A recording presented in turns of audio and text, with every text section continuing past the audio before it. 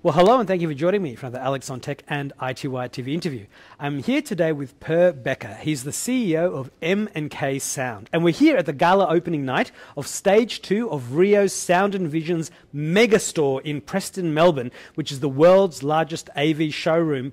Welcome to the program. Thank you very much. I'm pleased to be here. Yeah, now we can see it says RIO Auditorium right behind you, and behind us we can see this incredible screen, and down below are M&K speakers down there. And, you know, many industry people and discerning consumers would know M&K Sound speakers very well indeed. But for those who are unaware, can you please tell us why M&K is so revered and so special? Special, I don't know, but what we do is that we have a tagline, and our tagline is the choice of professionals. And what lays behind the being the choice of professionals means that we are the chosen loudspeaker in a lot of studios and sound editing rooms around the world. Now, of course, this goes for Hollywood, Disney Studios, and all the other companies that they bought, Sony Pictures and all the companies that they bought. But also around the world, we are very often the choice of loudspeaker, also for the music industry, which means two-channel. But obviously, we are recognized more as a movie cinema choice of loudspeakers. And the relationship with the pro world is something that we cherish very much, because that's kind of our DNA. Yeah, absolutely. So can you please tell us the short version of the M&K Sound story? You know, how did you get into the ultra premium speaker space, and also, you know, your legendary legacy going back to the early days of Lucasfilm? Yeah. Well, the company was founded, founded 49 years ago exactly. And it was founded on the basis of a music artist that wanted to get more bass. So the company was founded by two gentlemen, Jonas Miller and Ken Kreisel, and they invented the subwoofer.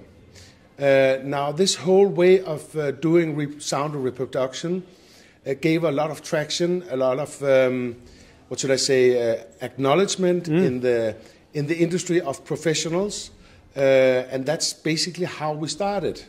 During the past 49 years, the relationship with the studios, with Hollywood, have been a big part of M&K. But of course, when you look at the sound formats and so on, what you've seen over the years, due to the capabilities of processors and so on and so forth, you go from 5-channel to 7-channel to indefinite number of channels these days.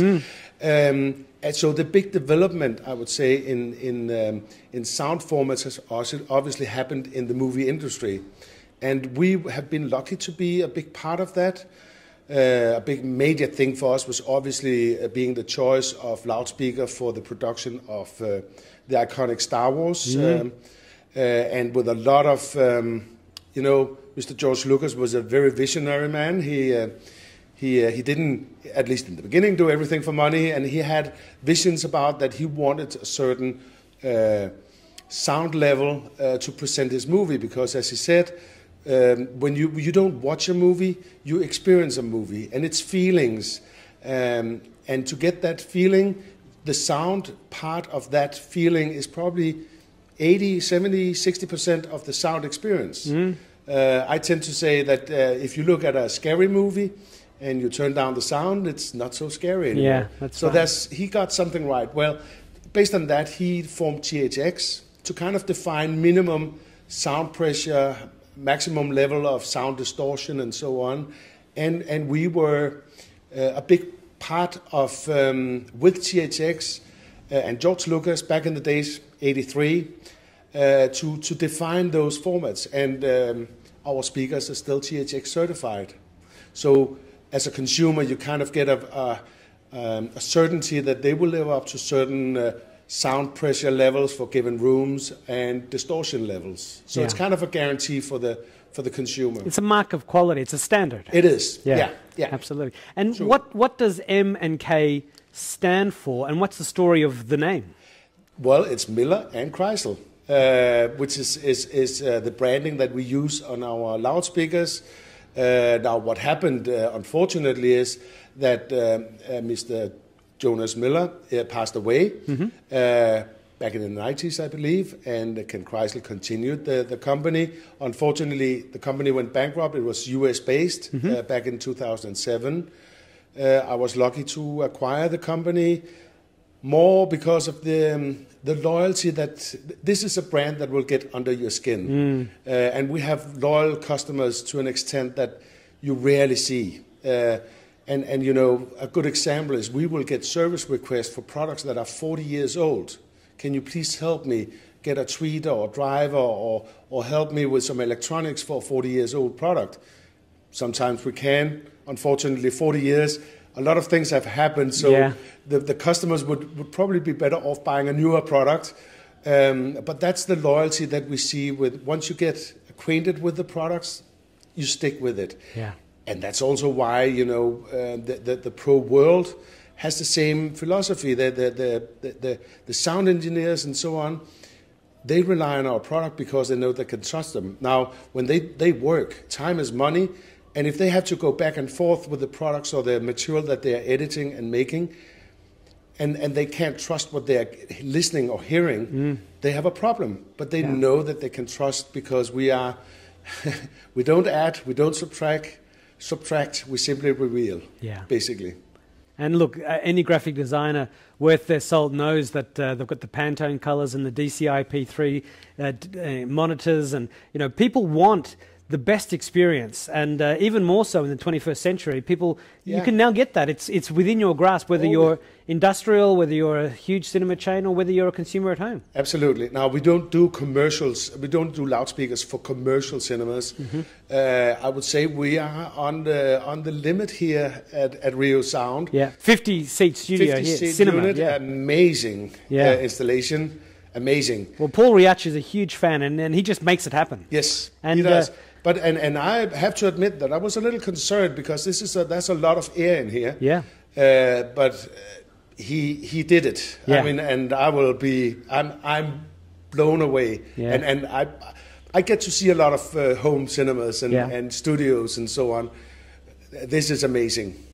Now, we are here, as I mentioned before, at RIO Sound and Vision, and THX and both M&K Sound partnered with Paul Riachi, the MD, on this incredible stage 2 development. So what's a little bit more, if you can, about your involvement and what you think? I mean, I guess I can tell you're blown away, but what else can you say about this whole complex, this facility, as you called it? Yeah.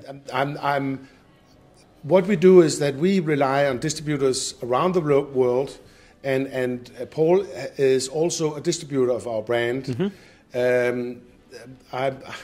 I tend to say that Australians might be a little bit crazy. I mean, as I mentioned earlier, look at the way you guys play football. Yeah.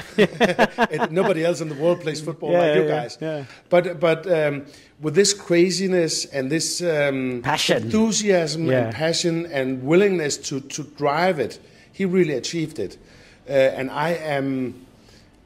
there's nothing else like this in the world. And there's no doubt. It is unbelievably good.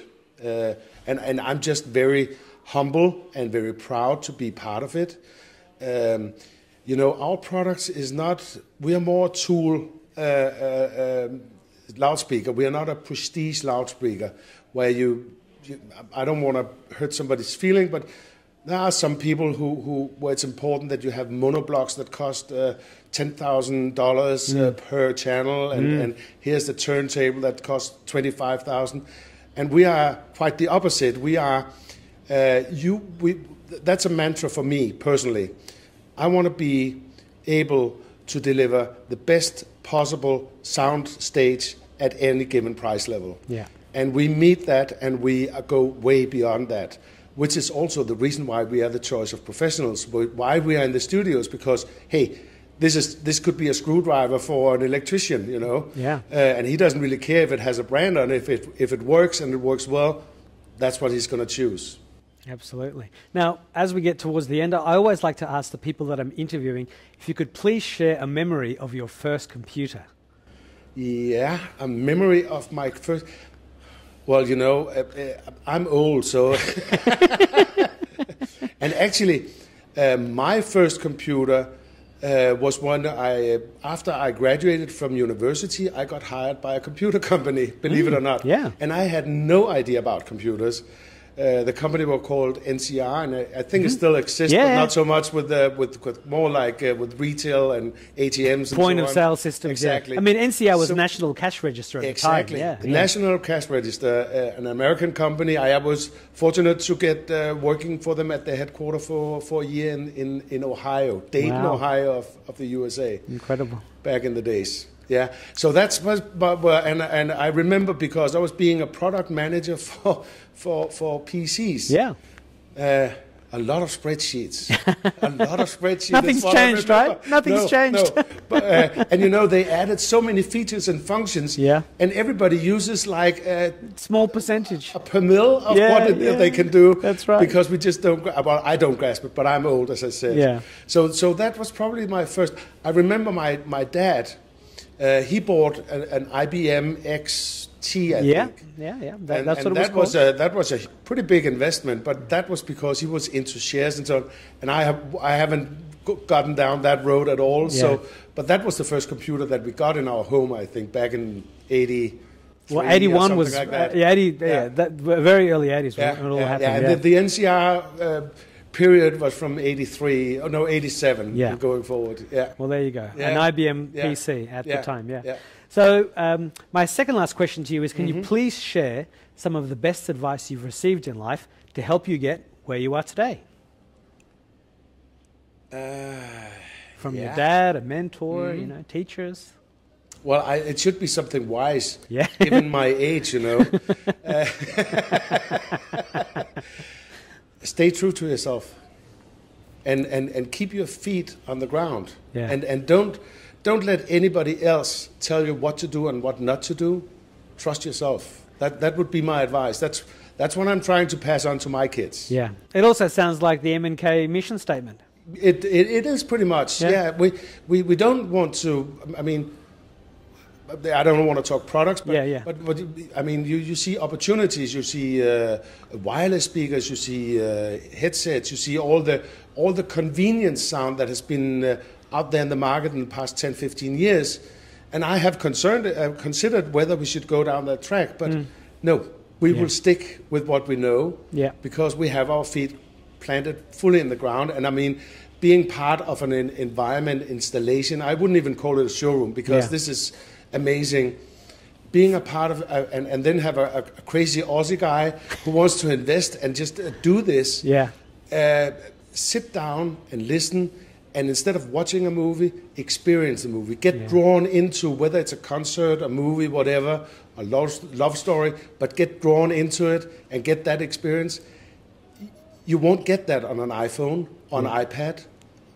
You need to be in a home cinema environment to get the feeling. Absolutely. Yeah. So what is your final message to the viewers and to your current and future customers and partners? Well, for our current customers, thank you for being our ambassadors. For our future, I mean, be careful that you don't, you don't know quality until you're exposed to it. Yeah. And you don't have to be a professional, whether that is a professional driver or a professional sound engineer, to recognize something that is good quality. But once you're exposed to it, you will know. Yeah. Even as a layman, even as having no interest in sound or in movies or whatever, once you sit down and you get drawn into that universe, you're sold. Well, Paul Becher, the CEO of M&K Sound, thank you so much for taking the time. I wish you the best of success, and I do hope we can speak again in the future. Thank you very much, and thank you for having me. It's a pleasure to be down under. It's a big pleasure to be part of this big installation here. So thank you very much. Thank you. Thanks. Bye-bye. Bye.